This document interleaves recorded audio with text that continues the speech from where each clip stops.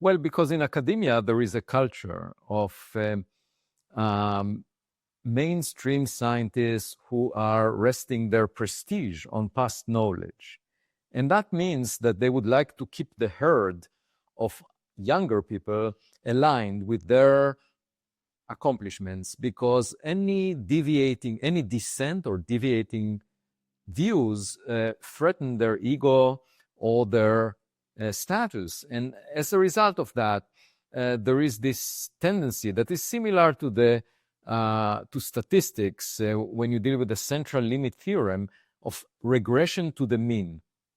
When you deal with a large community, the deviations from the main view appear to be diminished. And nowadays, the scientific community is much larger than it used to be. So this societal pressure, especially in the age of social media, is very strong. And, young scientists are asking, should I risk my career and try to argue something different? And they behave just like legacy media reporters who are trying to please their audience.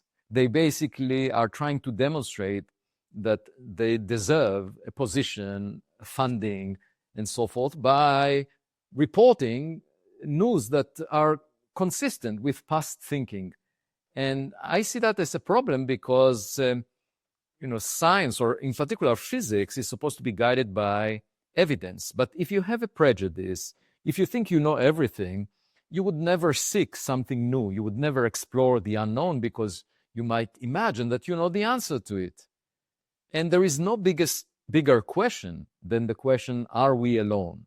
Correct. Which I find to be the most romantic question in science. Yes. And almost all of my colleagues are attempting to find whether there are microbes. These are primitive life forms elsewhere.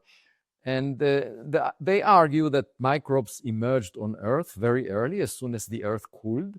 The last universal common ancestor, that is called Luca, was dated by its DNA to have emerged on Earth 4.2 billion years ago, only a few hundred million years after the Earth formed. So very early you had microbes. Therefore, microbes might be very abundant. Wherever you have warm liquid water and the nutrients, you will get primitive forms of life. Mm-hmm. And so the assumption is it's easier to find microbes than intelligent beings like ourselves that appeared only at the end of the history of Earth, only over the past few million years, which is a tiny fraction, just one part in 1,000 of the history of Earth. And so they seek evidence for microbes and are willing to invest more than $10 billion in the Habitable World Observatory that will be constructed, let's say, within 20 years, to look at 25 exoplanets and search in the atmosphere of those exoplanets whether there might be the molecular or chemical fingerprints of microbes. And I say, well, first of all, microbes are quite boring. We exist here on Earth. We know of billions of Earth-Sun analogs that may be out there.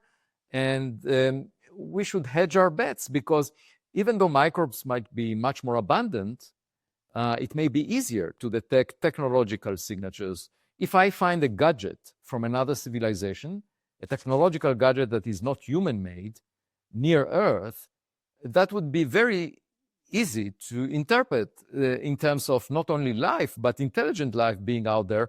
And moreover, we can learn from them.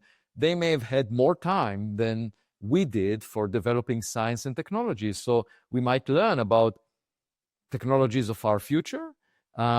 We might get a sense of modesty, which we very much need, since Friedrich Nietzsche argued God is dead, and we felt that we are at the top of the food chain for more than 1 century by developing science and technology.